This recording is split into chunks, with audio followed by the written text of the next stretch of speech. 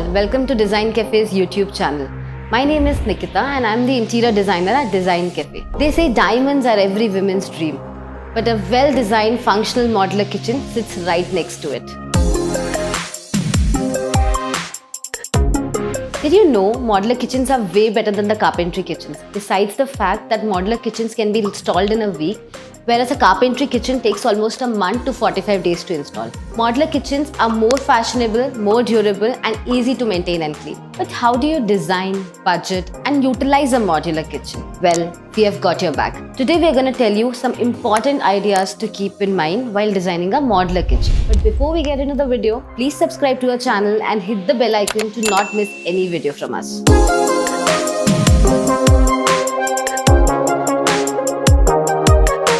First, make sure that you use the golden triangle rule in your kitchen. Golden triangle rule is the distance between the sink, hob and the fridge unit. It should not be too large nor too small. Minimum distance between these units should be 4 feet and maximum should be 9 feet. Keeping up with the golden triangle rule in your kitchen will help you getting an ergonomic kitchen space. Second, decide on your kitchen appliances at the first place. To avoid those last-minute minute changes, it's always better to list on your appliances along with their specification as into which hob, which chimney, which microwave or which oven you want to go for. This will help you getting your ducting, your plumbing, your wiring at the first place in your cooking haven. Third, decide on where do you want these emergency cutlery drawers in your kitchen. If you would ask us, you should always keep right below the hob so that you can access them whenever you need. Fourth, make sure you have your oil pull-out or spice pull-out unit right next to your hob unit so that it's accessible whenever you are cooking. Next, we would suggest keeping microwave and OTG at an appropriate height and would not recommend to keep OTGs below the hob because that would lead to regular bending and would create back problems and other issues. Emphasize on proper utilization of space in your kitchen. Choose cabinets with accessories that go well with your kitchen so that you utilize all the space available. Also, select the finishes in the kitchen that are very easy to maintain and clean, like high-gloss laminates and acrylics. Next, make sure you keep the sink towards the end of the kitchen so that your dishes are not visible up front. And the drain board next to the sink should be always towards the counter and not the reverse. That will help you to keep your counter clean and dry. Also, keep the dishwasher next to the sink so that the loading and unloading is easy. In case of a parallel kitchen design, make sure you give an appropriate distance in between so that when you open both side cabinets, they should not hit each other. And make sure that there's enough space for 2 people to work in the kitchen, which is the basis of a parallel kitchen design.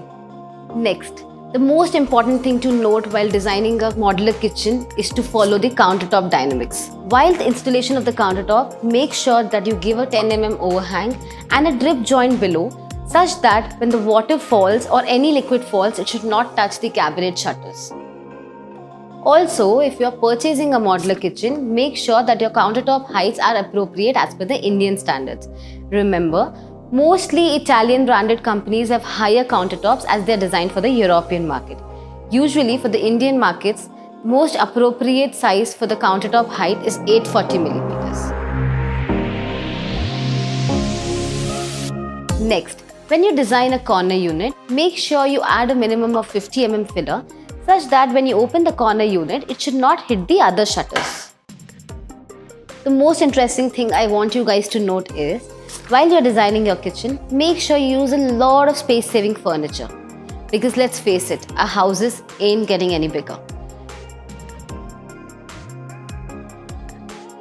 So, it's always better to use a lot of skirting drawers, tall units, pantry units, a lot of pocket doors units with concealed bars and extendable countertops. So we've always heard about this thing that modular kitchens aren't really durable. But to clarify this to you, each modular unit comes with 4 legs and each leg can take a weight up to 60 kgs. All combined together, each unit becomes a 240 kg load bearing structure. And when all are joined together, they become really sturdy and durable. So we actually don't need those kitchen separations or aluminum profiles like we used to have for our civil kitchens or ancient kitchens. We usually don't recommend plywood for the kitchen shutters because plywoods are really heavy and are not compatible with a lot of mechanisms. Also, plywoods have a tendency to bend and warp when finished with a lot of laminates. So it's always advisable to go for HDHMR, which is high density and high moisture resistant boards. Lastly, make sure you pay attention to these three details while designing or purchasing a modular kitchen. First, make sure you give a minimum of 6 mm to 8 mm backply for all the cabinets instead of a 2 mm backply, which would definitely make it cost effective but will not be very sturdy. Second, use a PVC or aluminium skirting instead of a wooden skirting, as it is water friendly and it's very easy to remove and clean. Third, and this is the very important point, make sure that all the units in your kitchen are properly installed, because that will actually increase the life of your kitchen. Modular kitchens can be the best investment in your home interiors. This is the place which we use almost daily. So coming up with the right design is absolutely essential. If you found this video really helpful, click on like, share and subscribe button. Also, if you want a free design consultation, click on the link below in the description box and our experts will reach out to you.